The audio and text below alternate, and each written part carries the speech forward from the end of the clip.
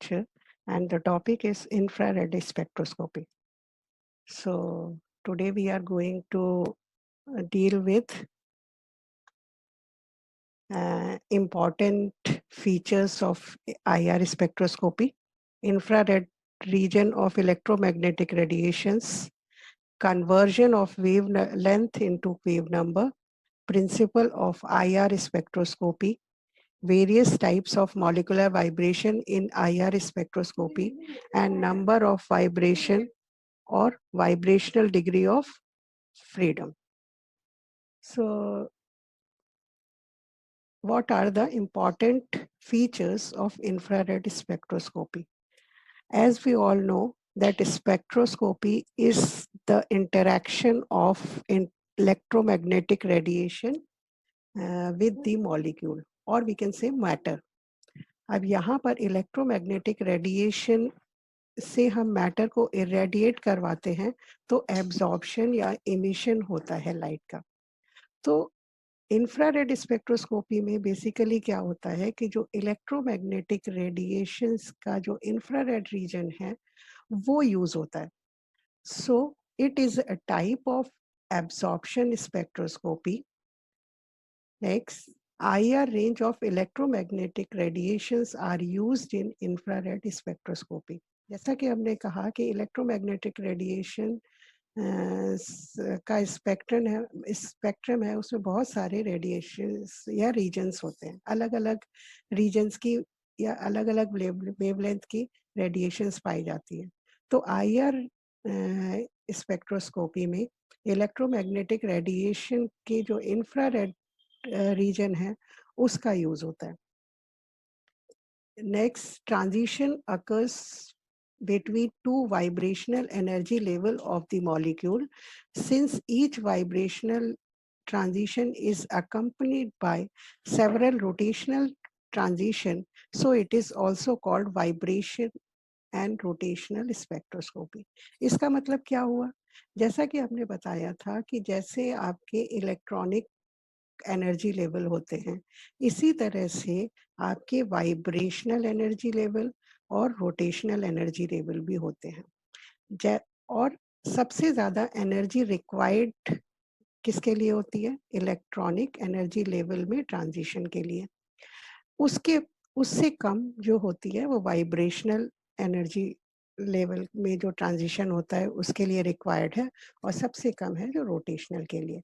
तो जब vibrational transition के लिए रिक्वायर्ड एनर्जी जब मॉलिक्यूल गेन कर लेता है, इसका मतलब it is also sufficient for rotational change. So vibrational transitions are also accompanied by rotational transitions. तो यहाँ पर वाइब्रेशनल ट्रांजिशन के साथ साथ रोटेशनल ट्रांजिशंस भी होते हैं, इसलिए हम इसे वाइब्रेशनल रोटेशनल स्पेक्ट्रोस्कोपी कहते हैं। Next, unlike UV visible spectroscopy, IR spectroscopy does not deal with energy or wavelength of the molecule, but it deals with the wave number which is directly proportional to the energy of radiation. अब हमने क्या देखा था कि UV visible में जो spectra था उसमें एब्जॉर्प्शन और जो आपका एब्जॉर्प्शन और वेवलेंथ के बीच में ग्राफ प्लॉट करते थे। यहाँ पर एब्जॉर्प्शन के बजाय हम ट्रांसमिटेंस लेते हैं। और ट्रांसमिटेंस क्यों लेते हैं? क्योंकि जो ये वेवलेंथ के बजाय हम क्या यूज करते हैं? Wave number. वेव नंबर जब यूज करते हैं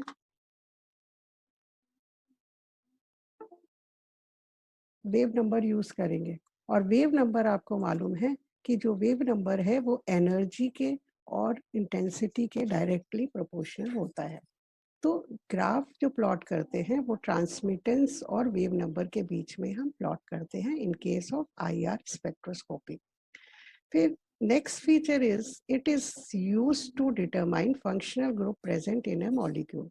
अब यहाँ पर जो जैसे आपका यूवी विजिबल स्पेक्ट्रोस्कोपी में था, that is used for determination of double bond and triple bond in the molecule. यहाँ पर ये जो है फंक्शनल ग्रुप के डिटर्मिनेशन के लिए यूज होती है। फिर इसी तरह से जो नेक्स्ट फीचर है, fingerprint pattern of A molecule is it's characteristic feature. अब यहाँ पर जो फिंगरप्रिंट पैटर्न है किसी भी मॉलिक्यूल का, वो उसका कैरेक्टरिस्टिक फीचर है। जैसे हमें किसी एक मॉलिक्यूल का फिंगरप्रिंट पैटर्न मालूम है तो हम उससे पता कर सकते हैं कि वो कौन सा मॉलिक्यूल है। क्योंकि यहाँ पर इसका कैरेक्टरिस्टिक फीचर क्यों है? क्योंकि कोई भी दो मॉलिक्यूल में कभी भी फिंगरप्रिंट पैटर्न जो होता है वो सेम नहीं होता है। ठीक है, एक हर मॉलिक्यूल का अलग अलग फिंगरप्रिंट पैटर्न होगा। तो these are some of the important features of IR spectroscopy. Now coming to the infrared region of electromagnetic radiation. जैसा कि यूवी विजिबल में यूवी विजिबल रीजन था, इसी तरह से यहाँ पर इंफ्रारेड रीजन है इलेक्ट्रोमैग्नेटिक रेडिएशंस का। And this infrared region ranges between 0.8 micron to 200 micron. अब ये 0.8 माइक्रोन से 200 माइक्रोन तक का जो रीजन है वो क्या कहलाता है? IR region of electromagnetic radiations. अब इसको हम तीन कैटेगरीज में डिवाइड करेंगे। एक है आपकी इंफ्रारेड, नियर इंफ्रारेड, दूसरी है मिड इंफ्रारेड और तीसरी है फार इंफ्रारेड। अब near infrared ranges from 0.8 micron to 2.5 micron. इसी तरह से mid IR ranges from 2.5 to 15 micron. इसी तरह से लास्ट जो फार इंफ्रारेड है that will range from 15 micron to 200 micron. अब यहाँ पर आप देखेंगे हमने इन रीजन्स को दो टर्म्स में लिखा है। एक है इन टर्म्स ऑफ वेवलेंथ और दूसरा है in terms of wave number. क्योंकि IR स्पेक्ट्रोस्कोपी में जो हम ग्राफ देखते हैं वो होता है जो आपका वेव नंबर और ट्रांसमिटेंस के बीच में। तो इसलिए यहाँ पर वेवलेंथ जो दी है उसको हमें कन्वर्ट करना पड़ेगा वेव नंबर में। अगर वेव नंबर के फॉर्म में हम देखेंगे तो नियर IR रीजन जो है वो 12,500 से 4,000 पर सेंटीमीटर होता है। इसी तरह से mid infrared region 4,000 centimetre to 667 per centimetre, far infrared 667 per centimetre to 50 पर सेंटीमीटर। तो ये है in terms of wave number. अब आप कहेंगे कि आपने तो सीधे सीधे वेवलेंथ को वेव नंबर के फॉर्म में लिख दिया, इसको कैसे कैलकुलेट किया है? तो नेक्स्ट स्लाइड में हम देखते हैं conversion of wavelength into wave number. हम वेवलेंथ को जो कि आपकी किस में होती है, माइक्रोन में दी है, उसको micron is nothing else but it is micrometre. ठीक है, तो जो माइक्रोमीटर में दी है उसको हम वेव नंबर में कैसे कन्वर्ट करेंगे? और वेव नंबर होता है आपका पर सेंटीमीटर में। तो इसके लिए एक फॉर्मूला होता है, वो है wavelength is converted into wave number by the following formula. अब ये फॉर्मूला क्या है? Wave number per centimetre is equal to 1 upon wavelength which is in micrometer। ठीक है, इस तरह से हमने चारों जो वैल्यूज थी उनको कन्वर्ट किया है। जैसे 0.08 माइक्रोन है तो उसको हम कन्वर्ट करेंगे in terms of wave number, तो 1 अपॉन 0.08 इंटू 10⁻⁻⁴। जब हम इसको ऊपर ले जाएंगे तो ये आपका ये हो जाएगा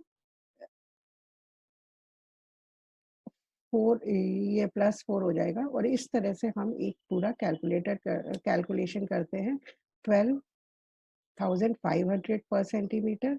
इसी तरह से आपका ये आता है 2.5 micron is equal to 4,000 per centimetre, 15 micron is 667 centimetre और 200 माइक्रोन इज 50 सेंटीमीटर। इसको अब हम इस डायग्राम से और क्लियरली समझ सकते हैं। जैसे हमने पूरे इंफ्रारेड रीजन को, जो कि इलेक्ट्रोमैग्नेटिक रेडिएशन का है, उसको 3 पार्ट में डिवाइड किया है: near infrared reason, mid infrared reason और फार इंफ्रारेड रीजन। अब ये जो नियर इंफ्रारेड रीजन है वो 0.8 माइक्रोन से 2.5 माइक्रोन तक होता है। इसी तरह से मिड आईआर रीजन 2.5 से 15 माइक्रोन और फार आईआर रीजन जो होता है वो 15 माइक्रोन से 200 माइक्रोन है। और ये क्या है आपका वेवलेंथ। और हम देखेंगे जैसे हम नियर आईआर रीजन से फाई आर रीजन की तरफ बढ़ते हैं तो ये वेवलेंथ आपकी इंक्रीज होती जाती है, ठीक है।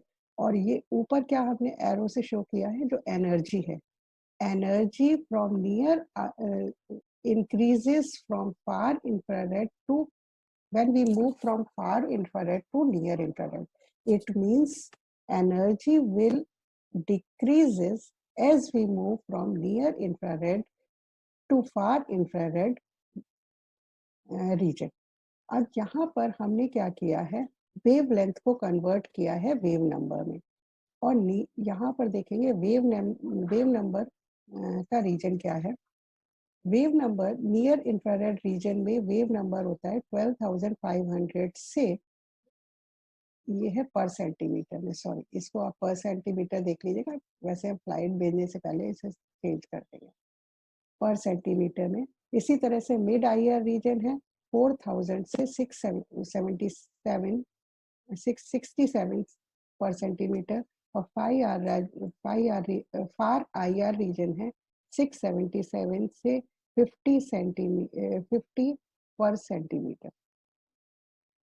ये है 3 region of IR, 3 categories of IR region.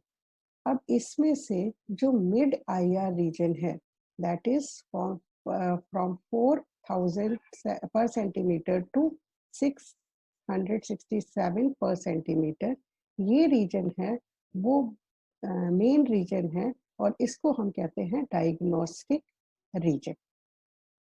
अब अगली स्लाइड में हम देखेंगे ये मिड आईआर रीजन है वो इम्पोर्टेंट क्यों है। अब mid IR region consists of 2 important regions of IR spectroscopy. One is functional group region and the other is fingerprint region. Fingerprint region क्या है? This region is generally not studied because it is very complicated due to large number of peaks arises from bending vibrations.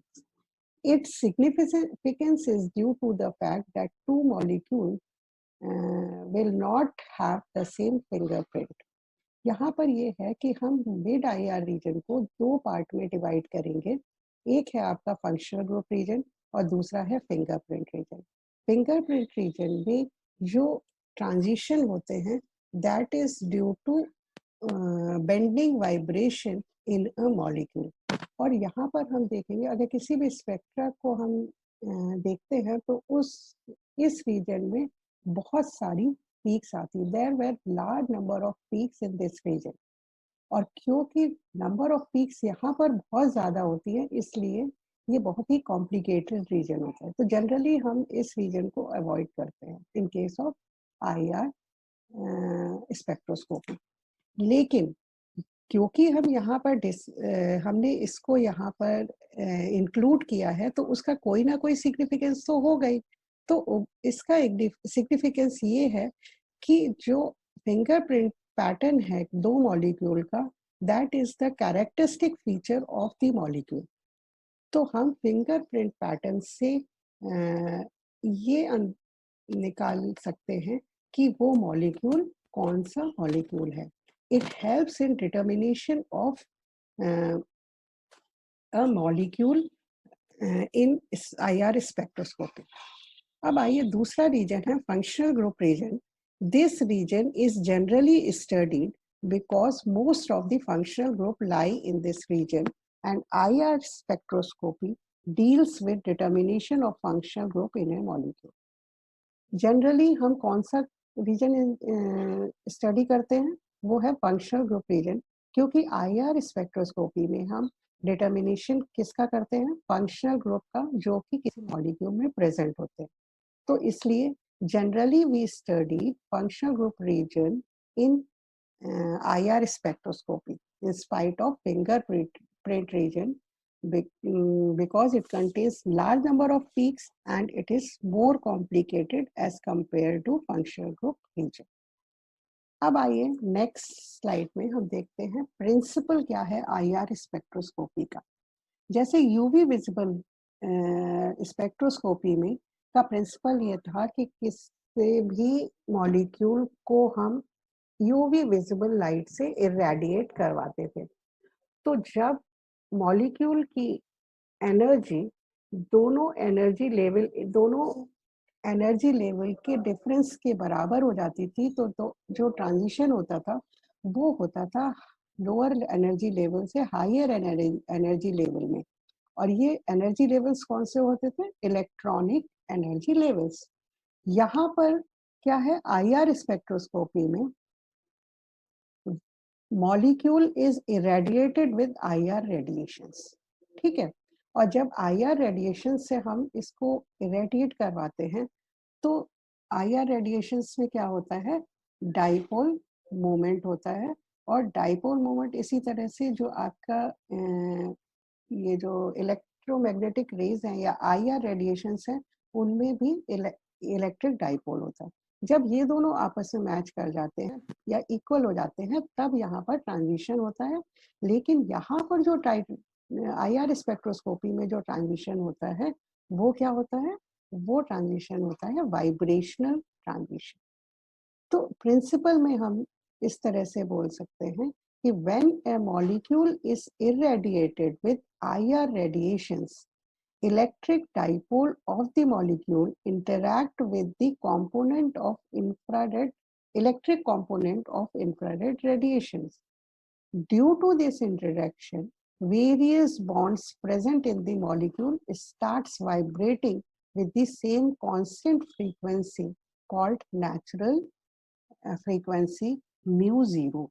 अब यहाँ पर हम जब किसी भी molecule को जिसमें इलेक्ट्रिक डाइपोल है, जिसका इलेक्ट्रिक डाइपोल नॉन जीरो है, उसका इंटरेक्शन करवाते हैं किससे, IR रेडिएशन से, तो electric component of IR radiation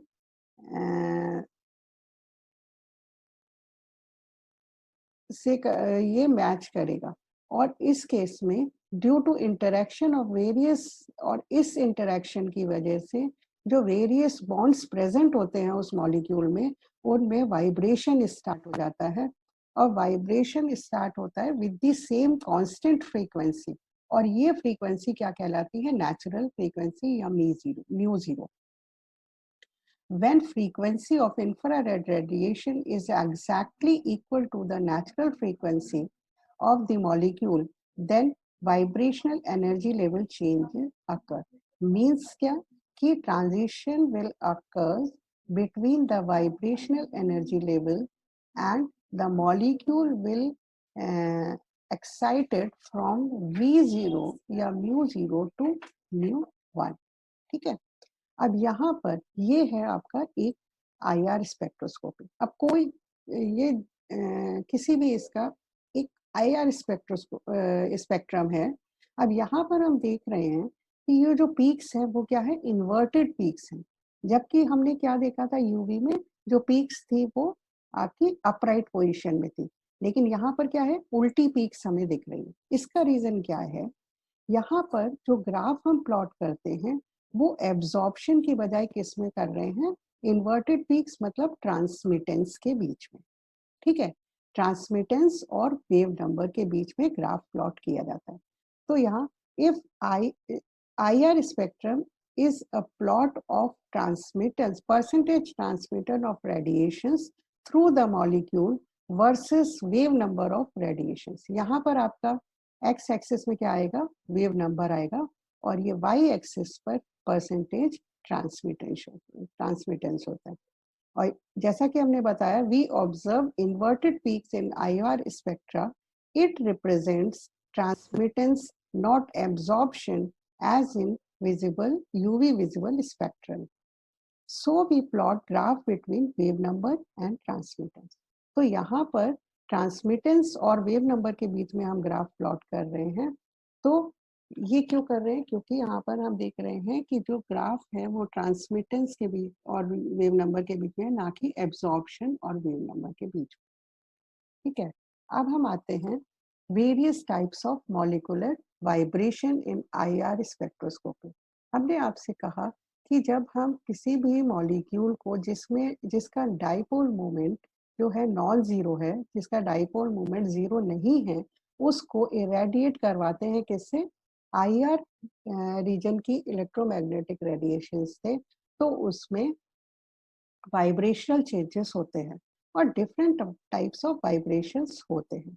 अब ये किसी भी मॉलिक्यूल में कितने तरह के वाइब्रेशंस होते हैं वो हम यहाँ पर देखेंगे। अब there are two types of fundamental vibration in a molecule. किसी भी मॉलिक्यूल में दो तरह के वाइब्रेशन होते हैं। एक है स्ट्रेचिंग वाइब्रेशन और दूसरा है सिमेट्रिक स्ट्रेचिंग बेंडिंग वाइब्रेशन। सबसे पहले हम देखते हैं स्ट्रेचिंग वाइब्रेशन क्या है।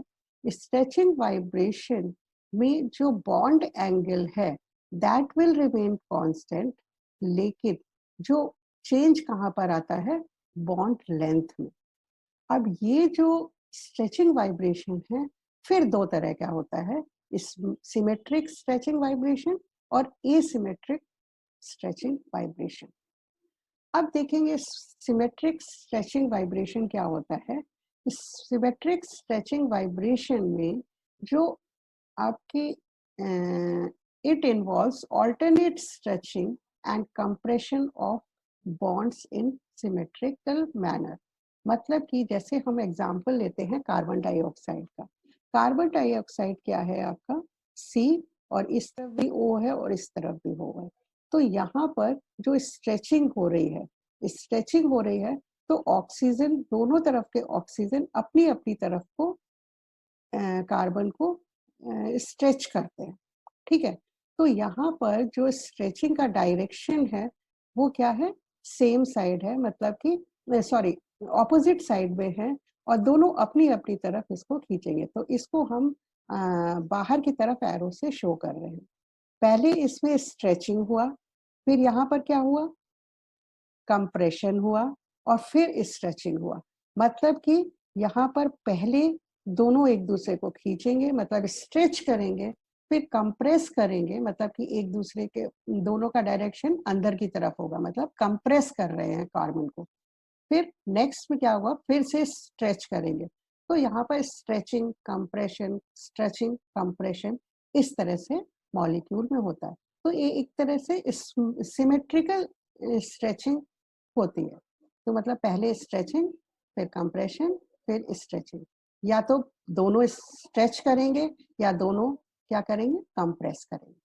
ठीक है, for example in case of carbon dioxide molecule the two oxygen atom move away from or towards from the central atom without changing the bond angle। यहाँ पर आप देखिए बॉन्ड एंगल किसी भी तरह से चेंज नहीं हो रहा है, लेकिन चेंज क्या हो रही है? लेंथ चेंज हो रही है। यहाँ पर बॉन्ड लेंथ जब स्ट्रेच करता है मॉलिक्यूल तो बॉन्ड लेंथ इंक्रीज करती है। इसी तरह से जब कंप्रेस होता है तो बॉन्ड लेंथ डिक्रीज करती है। तो यहाँ पर जो बॉन्ड लेंथ चेंज हो रही है, जो बॉन्ड एंगल है that will always be a constant. In this case it is 180 degree. ठीक है, अब एसिमेट्रिक स्ट्रेचिंग में क्या होता है?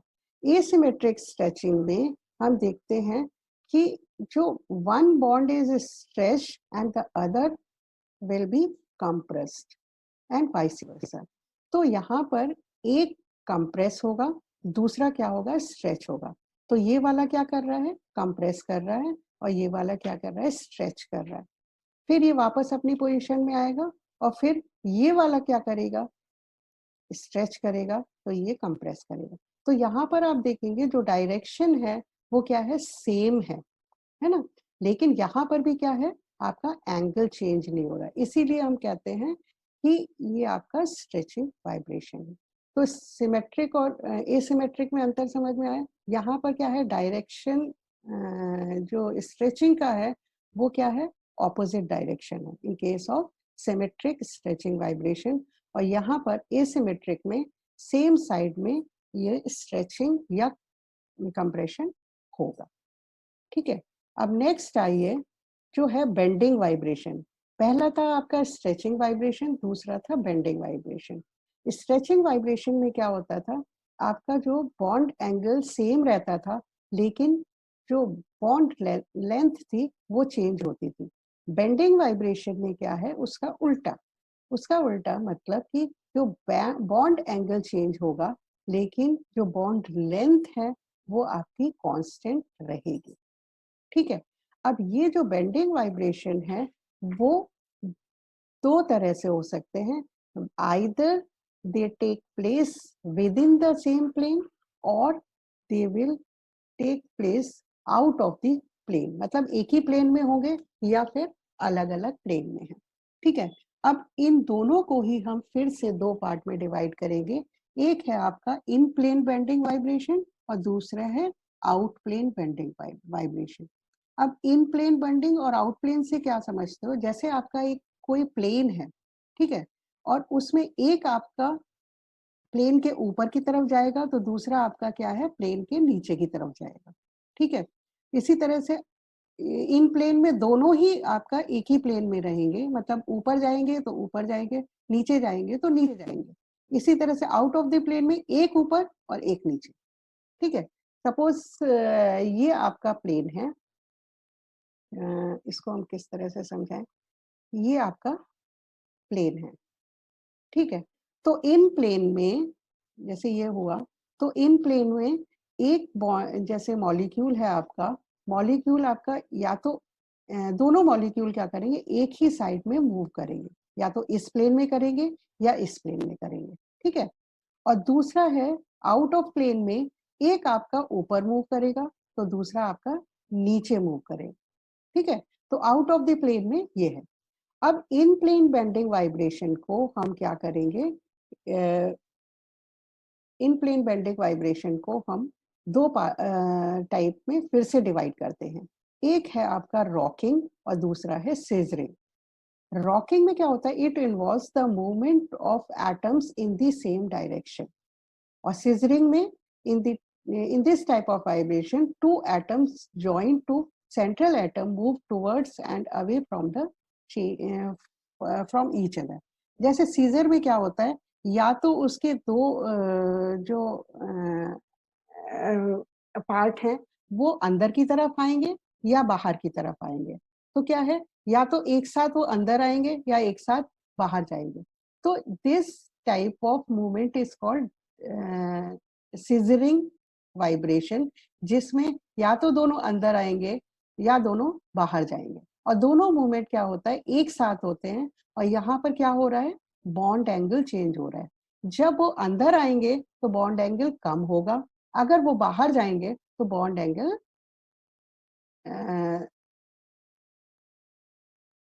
ज्यादा हो जाएगा। आउट ऑफ द प्लेन इसी तरह से रॉकिंग में दोनों बाहर जाएंगे या फिर दोनों अंदर आएंगे, दोनों लेफ्ट जाएंगे या दोनों राइट जाएंगे। इसी तरह से आउट ऑफ द प्लेन में भी दो टाइप होते हैं, वैगिंग और ट्विस्टिंग। वैगिंग में क्या है, दोनों in this type of vibration both the atoms move up and below the plane with respect to the central atom। Waging में ये दोनों एटम एक साथ ऊपर जाएंगे या फिर एक साथ नीचे जाएंगे with in the plane. Twisting में क्या है, एक ऊपर जाएगा और एक नीचे जाएगा। जैसे हम कपड़े निचोड़ते हैं तो क्या करते हैं, एक हाथ हमारा ऊपर आता है, दूसरा क्या है, नीचे की तरफ जाता है। किसी भी चीज को ट्विस्ट करेंगे तो क्या होगा, एक ऊपर आएगा एक नीचे आएगा, तो ये हो जाएगा ट्विस्टिंग। इस तरह से आपके बेंडिंग वाइब्रेशन चार तरह के होगा। अब यहाँ पर हम देखेंगे कि जो it is difficult to stretch a molecule asymmetrically as compare to symmetrically. क्यों, क्योंकि इसमें एनर्जी ज्यादा है, किसी भी मॉलिक्यूल को स्ट्रेच करने में ज्यादा एनर्जी लगती है एज कंपेयर टू बेंडिंग, मतलब उसको बेंड करने के कंपैरिजन में स्ट्रेच करने में ज्यादा एनर्जी रिक्वायर्ड है। तो यहाँ पर हम देखेंगे डिफरेंट मोड्स ऑफ वाइब्रेशन। इसमें पहला है स्ट्रेचिंग, दूसरा है बेंडिंग। स्ट्रेचिंग को हम दो पार्ट में डिवाइड करेंगे, सिमेट्रिक और एसिमेट्रिक। जब ये मूवमेंट जो है नीचे की तरफ हो रहा है, मतलब सेम डायरेक्शन में हो रहा है, तो हम कहेंगे सिमेट्रिक। अगर ये अलग अलग डायरेक्शन में हो रहा है, एक नीचे हो रहा है, एक ऊपर हो रहा है, मतलब एक आपकी बॉन्ड स्ट्रेच हो रहा है, एक कंप्रेस हो रहा है, तो उसको हम कहेंगे एसिमेट्रिक। ठीक है। इसी तरह से बेंडिंग में इन प्लेन बेंडिंग और आउट प्लेन बेंडिंग। इन प्लेन में रॉकिंग, सिजरिंग। रॉकिंग में क्या है कि यहाँ पर एक ही डायरेक्शन में दोनों एटम मूव कर रहे हैं। ठीक है। और ये क्या हो रहा है, एक ही प्लेन में हो रहा है। जब एक ही डायरेक्शन में मूव करते हैं तो उसको हम कहेंगे रॉकिंग। या फिर ये इसको हम पेंडुलम से भी कंपेयर कर सकते हैं। पेंडुलम एक तरफ जाएगा फिर दूसरी तरफ आएगा, तो यहाँ पर एक ही साइड में मूवमेंट हो रहा है, या तो इस साइड में होगा, यहाँ पर देखिए इस साइड में हो रहा है, दोनों एटम एक ही साइड में। सिजरिंग में क्या है, एक अंदर एक बाहर, मतलब कि दोनों अंदर आ रहे हैं फिर दोनों बाहर जा रहे हैं। तो ये है, यहाँ पर आपका बॉन्ड एंगल चेंज होगा। जब ये इस साइड में जाएंगे तो बॉन्ड एंगल कम होगा, इस तरह से अंदर की तरफ आएंगे तो बॉन्ड एंगल ज्यादा होगा। यहाँ पर भी इस तरह से। वैगिंग में क्या है, ये आउट ऑफ द प्लेन है, इसमें प्लस और माइनस हमने क्या शो किया है, प्लस है तो ऊपर की तरफ प्लेन के, और माइनस है तो नीचे की तरफ। तो वैगिंग में क्या होता है, या तो दोनों ऊपर की तरफ आएंगे या फिर दोनों नीचे की तरफ जाएंगे, मतलब दोनों का डायरेक्शन एक रहेगा, या ऊपर या नीचे। ट्विस्टिंग में क्या है, एक एटम ऊपर जाएगा तो दूसरा आपका नीचे आएगा। तो इस तरह से हम क्या करते हैं कि different types of molecular vibration को शो कर सकते हैं। इसके बाद आइए नेक्स्ट है, हम number various types of molecular ये जो आपका नंबर ऑफ वाइब्रेशन या वाइब्रेशनल डिग्री ऑफ फ्रीडम। अब नंबर ऑफ वाइब्रेशन हम किस तरह से कैलकुलेट करते हैं, to calculate number of vibration there are two formula, 3n-5 for linear molecule and 3n-6 for non-linear molecule। मतलब लीनियर और नॉन लीनियर के लिए अलग अलग, मतलब कि अलग अलग फॉर्मूला है जिससे हम कैलकुलेट करेंगे कि उसमें कितने तरह के वाइब्रेशंस हो सकते हैं। और यहाँ पर n क्या है, नंबर ऑफ एटम्स। तो ये हमने कुछ एग्जाम्पल लिए, जैसे नाइट्रोजन है वो लीनियर मॉलिक्यूल है, इसमें फॉर्मूला क्या लगाया, 3n-5। इसके में इसके अकॉर्डिंग नंबर ऑफ वाइब्रेशन 1 हो जाएगा। HF में भी नंबर ऑफ वाइब्रेशन 1 होगा। SO2 क्या है, ये है आपका नॉन लीनियर। नॉन लीनियर में जो फॉर्मूला लगेगा वो है 3n-6। 3n-6 number of atom will be 3 in case of SO2। तो यहाँ पर जो नंबर ऑफ वाइब्रेशन है वो 3 है। इसी तरह से बेंजीन में क्या हो जाएगा, 30 vibrations, different types of vibration in case of benzene will be there। HO2 में 3 वाइब्रेशन। तो इस तरह से हम क्या किसी भी मॉलिक्यूल का नंबर ऑफ वाइब्रेशन कैलकुलेट कर सकते हैं। तो ये तो है जो इस रूल को फॉलो करते हैं। इसमें भी अगर हम देखेंगे तो एक्सेप्शनल केस होता है। एक्सेप्शनल केस पे एग्जांपल हम लेते हैं कार्बन डाइऑक्साइड का। कार्बन डाइऑक्साइड अगर हम देखेंगे तो मॉलिक्यूल इज लीनियर, फॉर्मूला कौन सा अप्लाइड करेंगे, 3n-5, और total number of vibration according to this formula will be 4। लेकिन एक्चुअली में इसमें 3 वाइब्रेशंस होते हैं। अब क्यों होते हैं, इसमें देखिए ये जो वाइब्रेशन है कार्बन डाइऑक्साइड में, वो किस तरह का वाइब्रेशन है, सिमेट्रिक स्ट्रेचिंग वाइब्रेशन। सिमेट्रिक क्यों, क्योंकि यहाँ पर दोनों ही जो बॉन्ड हैं वो क्या है, स्ट्रेच कर रहे हैं। ठीक है। तो यहाँ पर सिमेट्रिक स्ट्रेचिंग वाइब्रेशन है, क्योंकि यहाँ पर दोनों ही जो एटम है वो क्या है, ऑक्सीजन के एटम है। तो दोनों की इलेक्ट्रोनेगेटिविटी सेम है और दोनों इक्वल फोर्स से कार्बन एटम को स्ट्रेच करेंगे। तो यहाँ पर क्या है, इसका डाइपोल जो मोमेंट है वो क्या हो जाएगा, 0 हो जाएगा। और जब डाइपोल मोमेंट 0 है तो ये जो आपके वाइब्रेशन है वो क्या हो जाएगी, IR इनएक्टिव। ठीक है। If we observe symmetric stretching vibration in CO2, is is IR inactive because electronegativity of both oxygen atom is same and they will stretch carbon with the same force. So this vibration is inactive as the dipole moment is zero. Dipole moment is the main requirement for an for a molecule to be IR active. ठीक है, अगर dipole moment नहीं होगा तो इसका मतलब वो IR active नहीं है. ठीक है, इसके बाद हम नेक्स्ट लेक्चर में देखेंगे ये जो आपका IR स्पेक्ट्रोस्कोपी का इंस्ट्रूमेंटेशन और उसकी एप्लीकेशन. एप्लीकेशन पार्ट है वो उसका बहुत इंपॉर्टेंट है, उसकी एप्लीकेशन अक्सर आपसे एग्जाम्स से पूछी जाती है. So thank you very much for this lecture.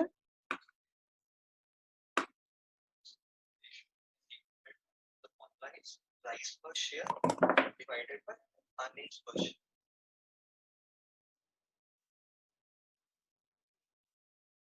Oh, good morning, students. Today we are going to start our lecture and the topic is infrared spectroscopy. So today we are going to deal with important features of IR spectroscopy, infrared region of electromagnetic radiations, conversion of wavelength into wave number, principle of IR spectroscopy, various types of molecular vibration in IR spectroscopy, and number of vibration or vibrational degree of freedom. So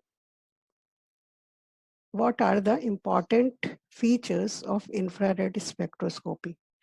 As we all know that spectroscopy is the interaction of electromagnetic radiation with the molecule or we can say matter. अब यहाँ पर electromagnetic radiation से हम matter को irradiate करवाते हैं तो absorption या इमिशन होता है लाइट का. तो इंफ्रारेड स्पेक्ट्रोस्कोपी में बेसिकली क्या होता है कि जो इलेक्ट्रोमैग्नेटिक रेडिएशंस का जो इंफ्रारेड रीजन है वो यूज होता है. So it is a type of absorption spectroscopy. Next, IR range of electromagnetic radiations are used in infrared spectroscopy. जैसा कि हमने कहा कि इलेक्ट्रोमैग्नेटिक रेडिएशन का स्पेक्ट्रम है उसमें बहुत सारे रेडिएशंस या रीजन्स होते हैं, अलग अलग रीजन्स की या अलग अलग वेवलेंथ की रेडिएशंस पाई जाती है. तो IR स्पेक्ट्रोस्कोपी में इलेक्ट्रोमैग्नेटिक रेडिएशन के जो इंफ्रारेड रीजन है उसका यूज होता है. Next, transition occurs between two vibrational energy level of the molecule. Since each vibrational transition is accompanied by several rotational transition, so it is also called vibration and rotational spectroscopy. इसका मतलब क्या हुआ? जैसा कि आपने बताया था कि जैसे आपके इलेक्ट्रॉनिक एनर्जी लेवल होते हैं इसी तरह से आपके वाइब्रेशनल एनर्जी लेवल और रोटेशनल एनर्जी लेवल भी होते हैं.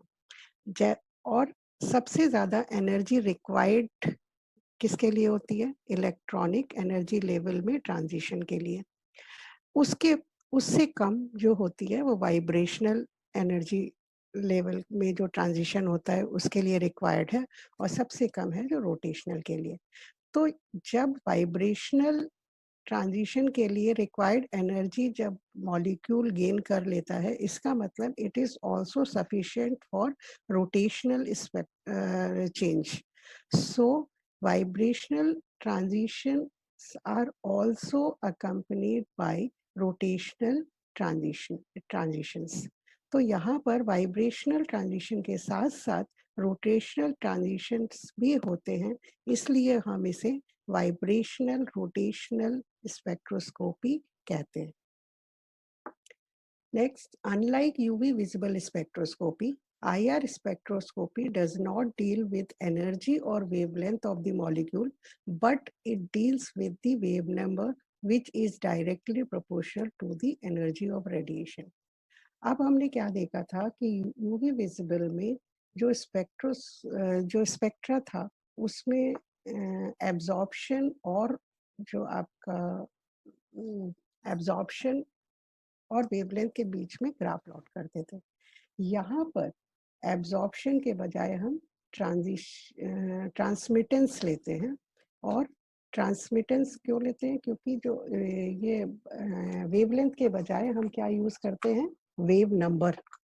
वेव नंबर जब यूज करते हैं,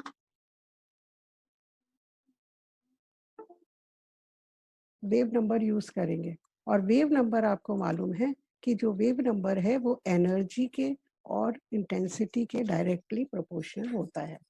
तो ग्राफ जो प्लॉट करते हैं वो ट्रांसमिटेंस और वेव नंबर के बीच में हम प्लॉट करते हैं in case of IR spectroscopy. फिर next feature is it is used to determine functional group present in a molecule. अब यहाँ पर जो जैसे आपका यूवी विजिबल स्पेक्ट्रोस्कोपी में था, that is used for determination of double bond and triple bond in the molecule. यहाँ पर ये जो है फंक्शनल ग्रुप के डिटर्मिनेशन के लिए यूज होती है। फिर इसी तरह से जो नेक्स्ट फीचर है, fingerprint pattern of A molecule is it's characteristic feature.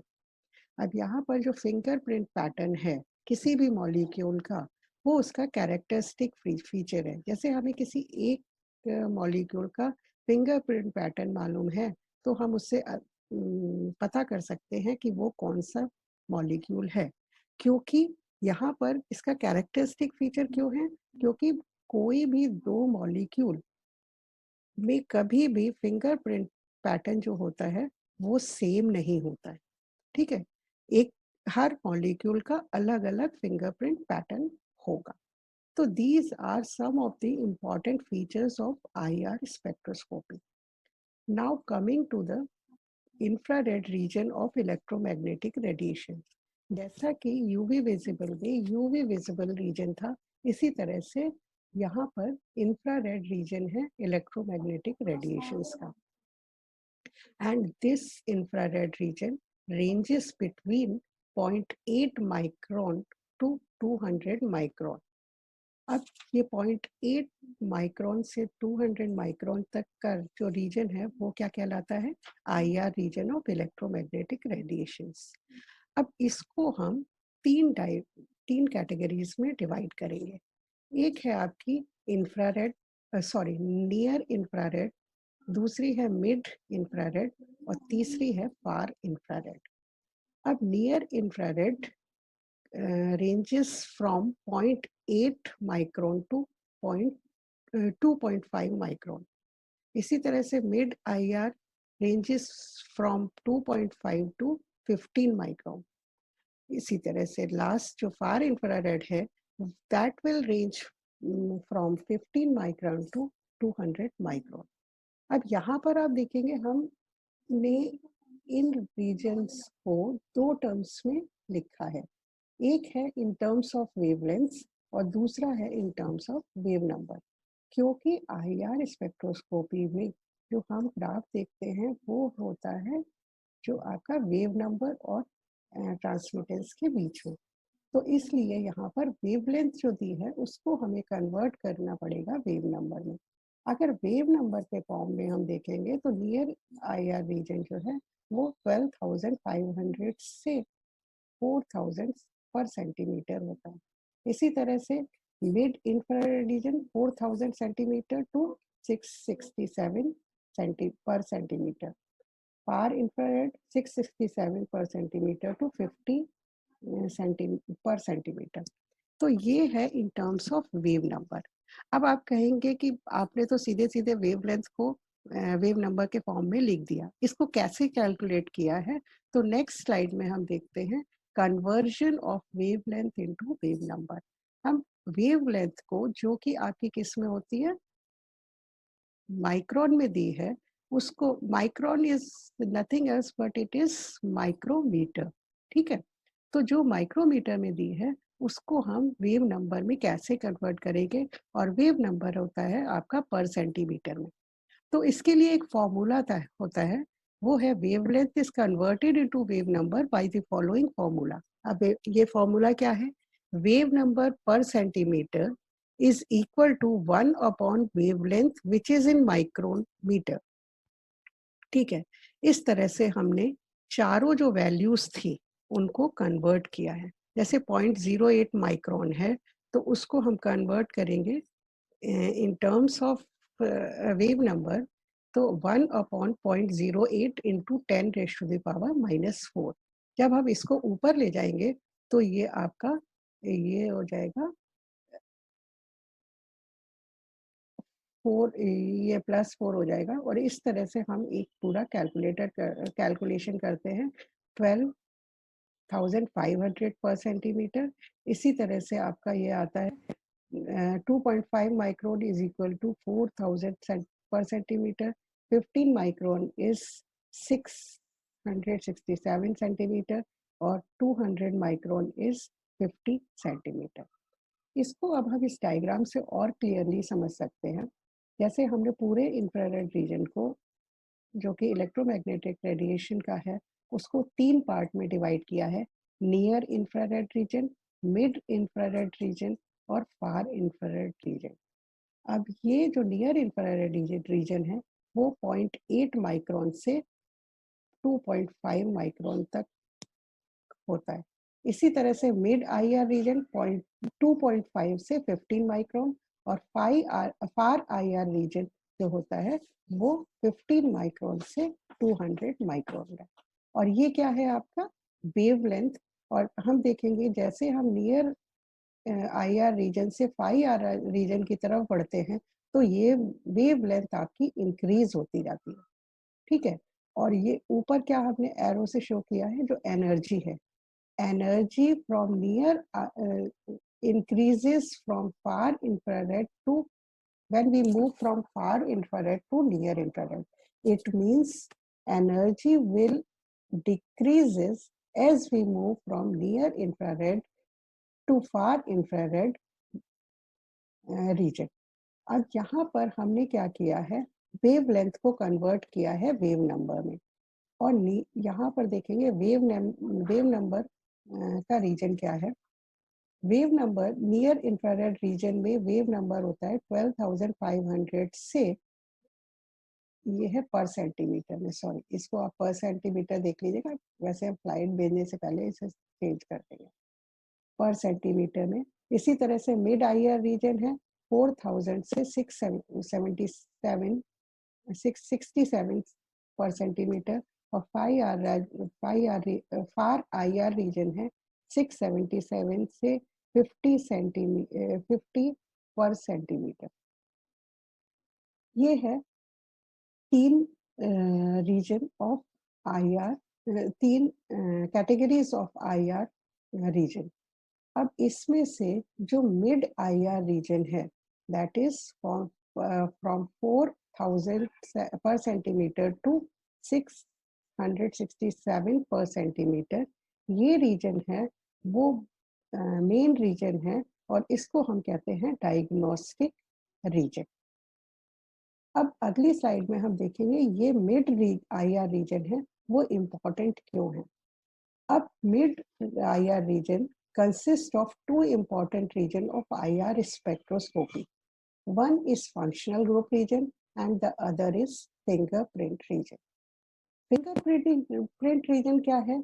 This region is generally not studied because it is very complicated due to large number of peaks arises from bending vibrations. Its significance is due to the fact that two molecules will not have the same fingerprint. यहाँ पर ये है कि हम mid IR reason को 2 part में divide करेंगे। एक है आपका फंक्शनल ग्रुप रीजन और दूसरा है फिंगरप्रिंट रीजन। फिंगरप्रिंट रीजन में जो ट्रांजिशन होते हैं that is due to bending vibration in a molecule. और यहाँ पर हम देखेंगे अगर किसी भी स्पेक्ट्रा को हम देखते हैं तो इस रीजन में बहुत सारी पीक्स आती है, there were large number of peaks in this region. और क्योंकि नंबर ऑफ पीक्स यहाँ पर बहुत ज़्यादा होती है, इसलिए ये बहुत ही कॉम्प्लिकेटेड रीजन होता है। तो जनरली हम इस रीजन को अवॉइड करते हैं in case of IR spectroscopy. लेकिन क्योंकि हम यहाँ पर हमने इसको यहाँ पर इंक्लूड किया है, तो उसका कोई ना कोई सिग्निफिकेंस तो हो गई। तो इसका एक सिग्निफिकेंस ये है कि जो फिंगरप्रिंट पैटर्न है दो मॉलिक्यूल का, that is the characteristic feature of the molecule. तो हम फिंगरप्रिंट पैटर्न से ये निकाल सकते हैं कि वो मॉलिक्यूल कौन सा मॉलिक्यूल है। It helps in determination of a molecule in IR spectroscopy. अब आइए दूसरा रीजन है functional group region. This region is generally studied because most of the functional group lie in this region, and IR spectroscopy deals with determination of functional group in a molecule. Generally हम कौन सा reason study करते हैं, वो है functional group reason, क्योंकि IR spectroscopy में हम डिटर्मिनेशन किसका करते हैं, फंक्शनल ग्रुप का, जो कि किसी मॉलिक्यूल में प्रेजेंट होते हैं।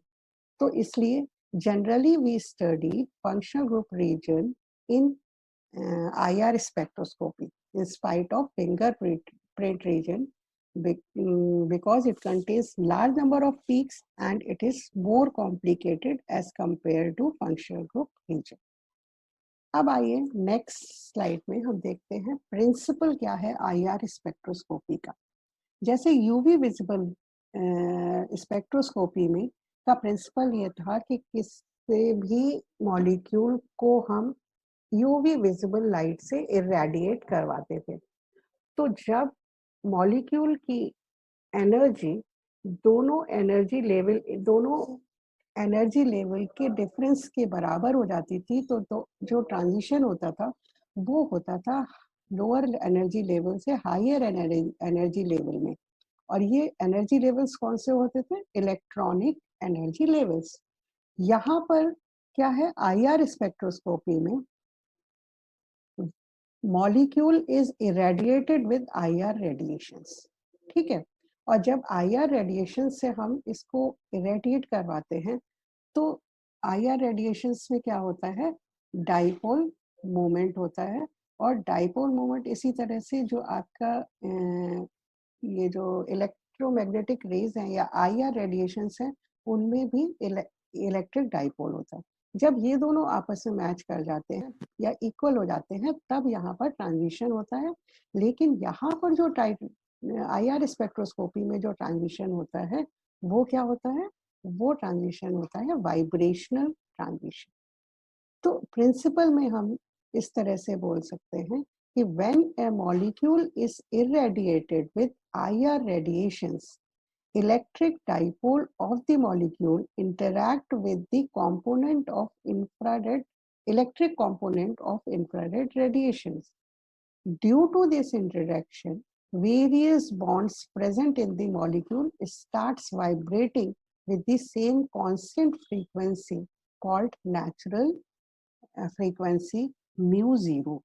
अब यहाँ पर हम जब किसी भी मॉलिक्यूल को जिसमें इलेक्ट्रिक डाइपोल है, जिसका इलेक्ट्रिक डाइपोल नॉन जीरो है, उसका इंटरेक्शन करवाते हैं किससे, IR रेडिएशन से, तो electric component of IR radiation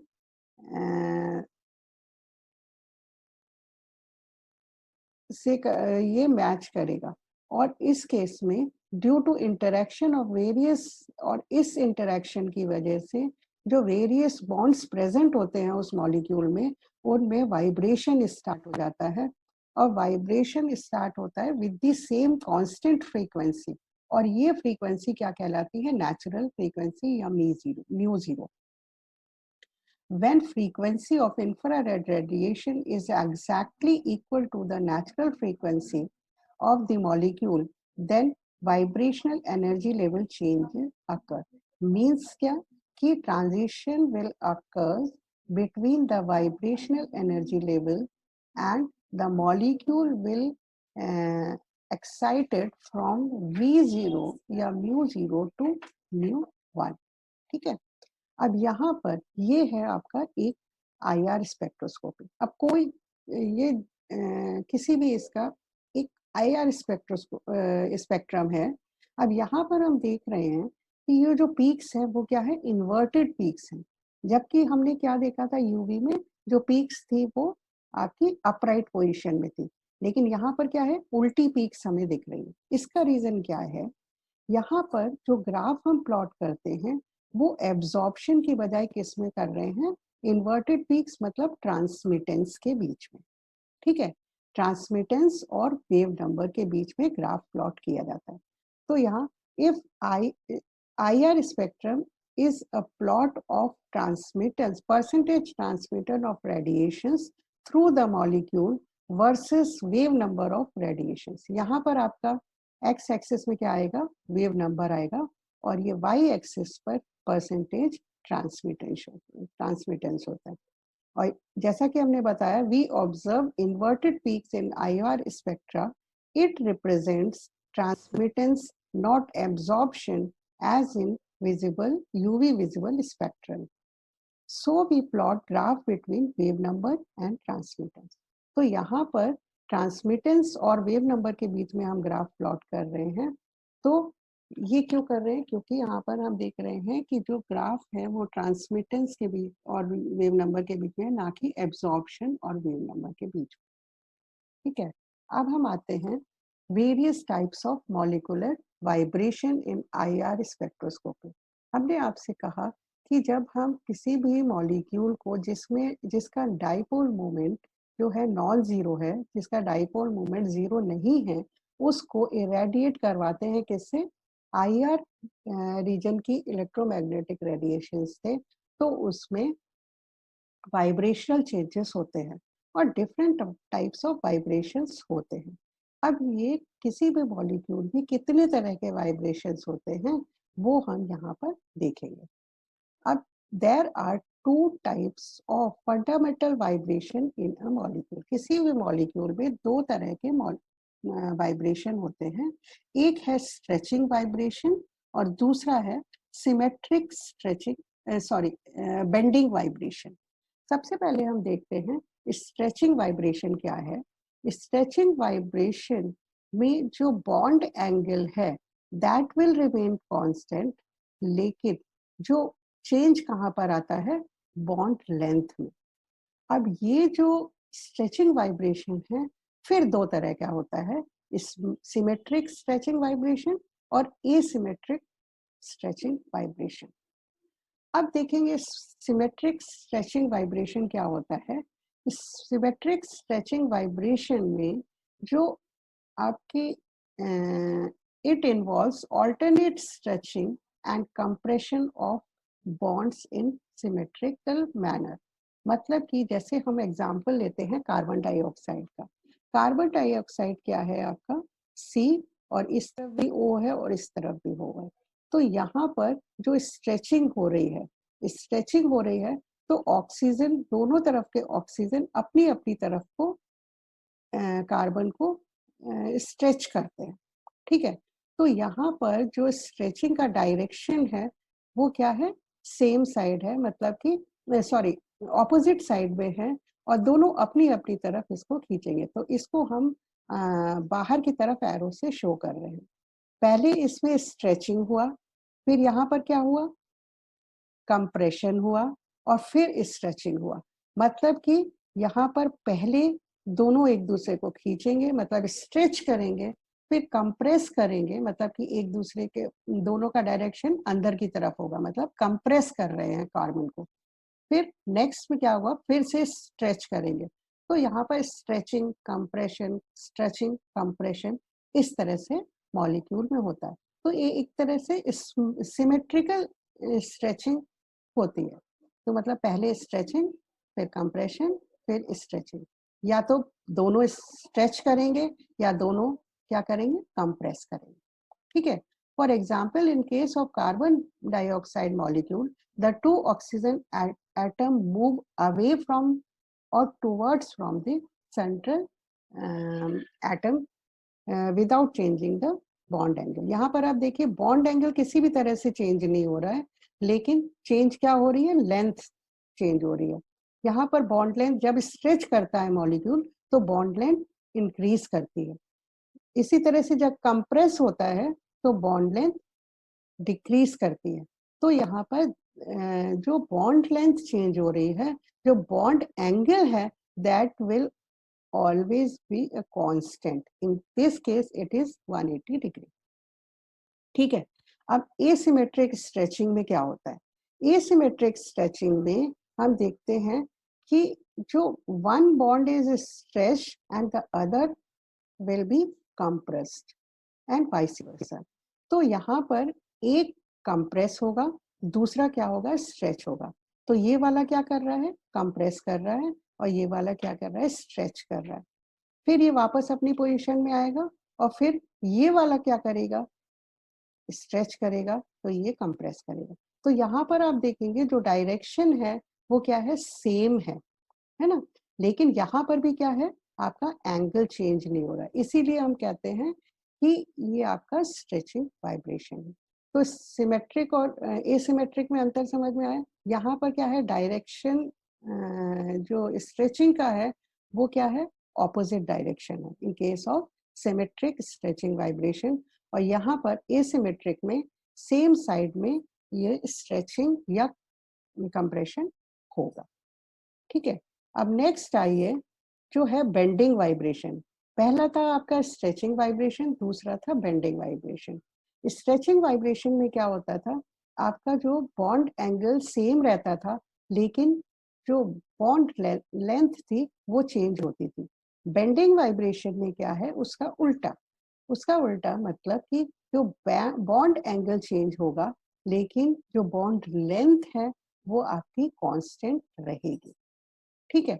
अब ये जो बेंडिंग वाइब्रेशन है वो दो तरह से हो सकते हैं, either they take place with in the same plane और they will take place out of the plane, मतलब एक ही प्लेन में होंगे या फिर अलग अलग प्लेन में है। ठीक है। अब इन दोनों को ही हम फिर से दो पार्ट में डिवाइड करेंगे। एक है आपका इन प्लेन बेंडिंग वाइब्रेशन और दूसरा है आउट प्लेन बेंडिंग वाइब्रेशन। अब इन प्लेन बेंडिंग और आउट प्लेन से क्या समझते हो, जैसे आपका एक कोई प्लेन है, ठीक है, और उसमें एक आपका प्लेन के ऊपर की तरफ जाएगा तो दूसरा आपका क्या है, प्लेन के नीचे की तरफ जाएगा। ठीक है। इसी तरह से इन प्लेन में दोनों ही आपका एक ही प्लेन में रहेंगे, मतलब ऊपर जाएंगे तो ऊपर जाएंगे, नीचे जाएंगे तो नीचे जाएंगे। इसी तरह से आउट ऑफ द प्लेन में एक ऊपर और एक नीचे। ठीक है। सपोज ये आपका प्लेन है, इसको हम किस तरह से समझाएं, ये आपका प्लेन है। ठीक है। तो इन प्लेन में जैसे ये हुआ, तो इन प्लेन में एक जैसे मॉलिक्यूल है आपका, मॉलिक्यूल आपका या तो दोनों मॉलिक्यूल क्या करेंगे, एक ही साइड में मूव करेंगे, या तो इस प्लेन में करेंगे या इस प्लेन में करेंगे। ठीक है। और दूसरा है आउट ऑफ प्लेन में, एक आपका ऊपर मूव करेगा तो दूसरा आपका नीचे मूव करेगा। ठीक है। तो आउट ऑफ द प्लेन में ये है। अब इन प्लेन बेंडिंग वाइब्रेशन को हम क्या करेंगे, इन प्लेन बेंडिंग वाइब्रेशन को हम दो टाइप में फिर से डिवाइड करते हैं। एक है आपका रॉकिंग और दूसरा है सीजरिंग। रॉकिंग में क्या होता है, it involves the movement of atoms in the same direction, और सीजरिंग में in this type of vibration two atoms join to central atom move towards and away from each other। जैसे scissor में क्या होता है, या तो उसके दो जो पार्ट हैं वो अंदर की तरफ आएंगे या बाहर की तरफ आएंगे। तो क्या है, या तो एक साथ वो अंदर आएंगे या एक साथ बाहर जाएंगे। तो this type of movement is called scissoring vibration, जिसमें या तो दोनों अंदर आएंगे या दोनों बाहर जाएंगे, और दोनों मूवमेंट क्या होता है, एक साथ होते हैं। और यहाँ पर क्या हो रहा है, बॉन्ड एंगल चेंज हो रहा है। जब वो अंदर आएंगे तो बॉन्ड एंगल कम होगा, अगर वो बाहर जाएंगे तो बॉन्ड एंगल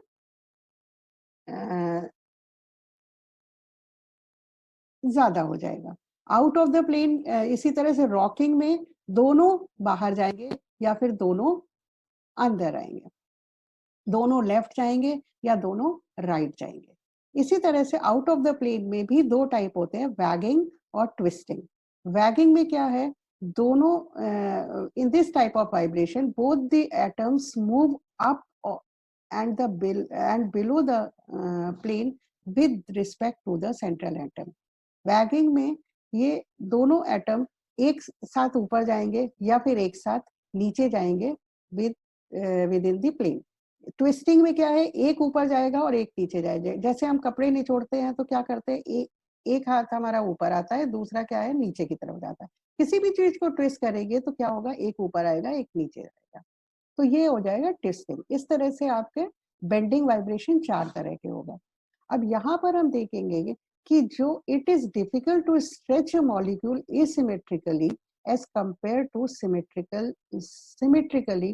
क्यों? क्योंकि इसमें एनर्जी ज्यादा है। किसी भी मॉलिक्यूल को स्ट्रेच करने में ज्यादा एनर्जी लगती है एज कंपेयर टू बेंडिंग, मतलब उसको बेंड करने के कंपैरिजन में स्ट्रेच करने में ज्यादा एनर्जी रिक्वायर्ड है। तो यहाँ पर हम देखेंगे डिफरेंट मोड्स ऑफ वाइब्रेशन। इसमें पहला है स्ट्रेचिंग, दूसरा है बेंडिंग। स्ट्रेचिंग को हम दो पार्ट में डिवाइड करेंगे, सिमेट्रिक और एसिमेट्रिक। जब ये मूवमेंट जो है नीचे की तरफ हो रहा है, मतलब सेम डायरेक्शन में हो रहा है, तो हम कहेंगे सिमेट्रिक। अगर ये अलग अलग डायरेक्शन में हो रहा है, एक नीचे हो रहा है एक ऊपर हो रहा है, मतलब एक आपकी बॉन्ड स्ट्रेच हो रहा है एक कंप्रेस हो रहा है, तो उसको हम कहेंगे एसिमेट्रिक। ठीक है। इसी तरह से बेंडिंग में इन प्लेन बेंडिंग और आउट प्लेन बेंडिंग। इन प्लेन में रॉकिंग, सिजरिंग। रॉकिंग में क्या है कि यहाँ पर एक ही डायरेक्शन में दोनों एटम मूव कर रहे हैं। ठीक है। और ये क्या हो रहा है, एक ही प्लेन में हो रहा है। जब एक ही डायरेक्शन में मूव करते हैं तो उसको हम कहेंगे रॉकिंग, या फिर ये इसको हम पेंडुलम से भी कंपेयर कर सकते हैं। पेंडुलम एक तरफ जाएगा फिर दूसरी तरफ आएगा, तो यहाँ पर एक ही साइड में मूवमेंट हो रहा है, या तो इस साइड में होगा, यहाँ पर देखिए इस साइड में हो रहा है, दोनों एटम एक ही साइड में। सिजरिंग में क्या है, एक अंदर एक बाहर, मतलब कि दोनों अंदर आ रहे हैं फिर दोनों बाहर जा रहे हैं। तो ये है, यहाँ पर आपका बॉन्ड एंगल चेंज होगा। जब ये इस साइड में जाएंगे तो बॉन्ड एंगल कम होगा, इस तरह से अंदर की तरफ आएंगे तो बॉन्ड एंगल ज्यादा होगा। यहाँ पर भी इस तरह से। वैगिंग में क्या है, ये आउट ऑफ द प्लेन है, इसमें प्लस और माइनस हमने क्या शो किया है, प्लस है तो ऊपर की तरफ प्लेन के और माइनस है तो नीचे की तरफ। तो वैगिंग में क्या होता है, या तो दोनों ऊपर की तरफ आएंगे या फिर दोनों नीचे की तरफ जाएंगे, मतलब दोनों का डायरेक्शन एक रहेगा, या ऊपर या नीचे।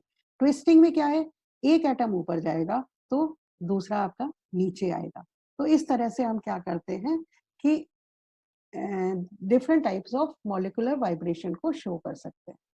इसके बाद आइए नेक्स्ट है, हम number various types of molecular ये जो आपका नंबर ऑफ वाइब्रेशन या वाइब्रेशनल डिग्री ऑफ फ्रीडम।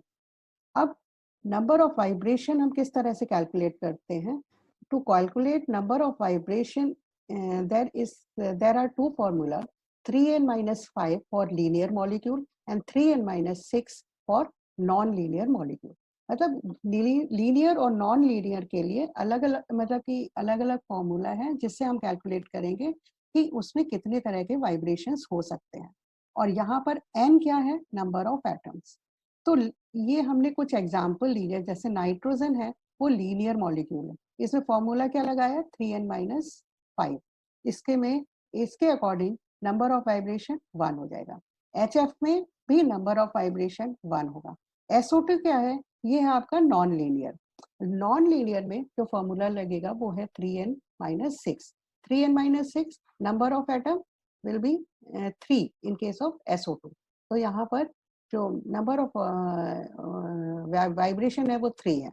इसी तरह से बेंजीन में क्या हो जाएगा, 30 vibrations, different types of vibration in case of benzene will be there। HO2 में 3 vibration। तो इस तरह से हम किसी भी मॉलिक्यूल का नंबर ऑफ वाइब्रेशन कैलकुलेट कर सकते हैं। तो ये तो है जो इस रूल को फॉलो करते हैं। इसमें भी अगर हम देखेंगे तो एक्सेप्शनल केस होता है। एक्सेप्शनल केस पे एग्जांपल हम लेते हैं कार्बन डाइऑक्साइड का। कार्बन डाइऑक्साइड अगर हम देखेंगे तो मॉलिक्यूल इज लीनियर, फॉर्मूला कौन सा अप्लाई करेंगे 3n-5, और total number of vibration according to this formula will be 4, लेकिन एक्चुअली में इसमें 3 वाइब्रेशंस होते हैं। अब क्यों होते हैं इसमें देखिए, ये जो वाइब्रेशन है कार्बन डाइऑक्साइड में, वो किस तरह का वाइब्रेशन है, सिमेट्रिक स्ट्रेचिंग वाइब्रेशन। सिमेट्रिक क्यों, क्योंकि यहाँ पर दोनों ही जो बॉन्ड हैं वो क्या है, स्ट्रेच कर रहे हैं, ठीक है।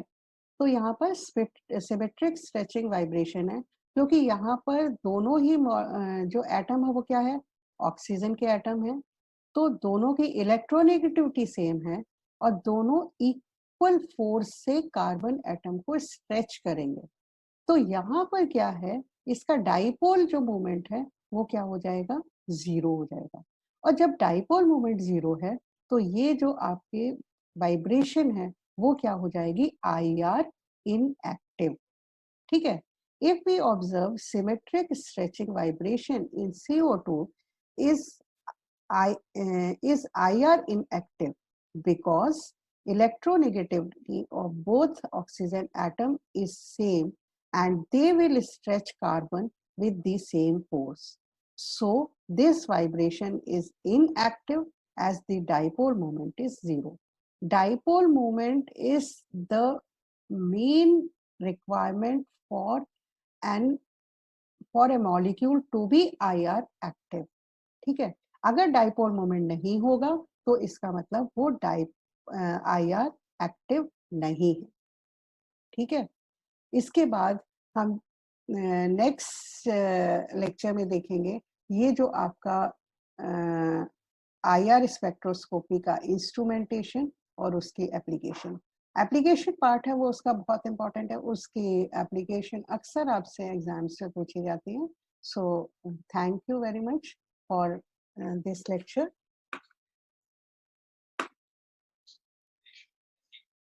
The price per share divided by earnings per share.